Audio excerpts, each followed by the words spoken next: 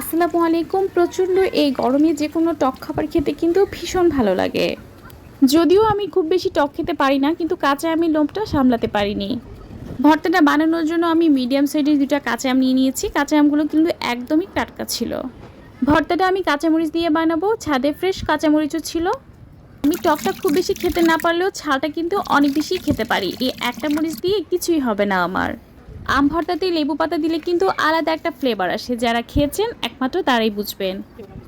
এখন সবকিছু একটু ভালো মতো ধুয়ে নিচ্ছি। আমগুলো ভালো মতো ধোয়া না হলে কিন্তু গলাটা চুলকাতে পারে, সাথে লেবু পাতাটাও ধুয়ে নিয়েছি। এরকম গ্রেটার কম বেশি সবার বাসাতেই আছে, আমি একদম মিহি কুচি করে নিচ্ছি না।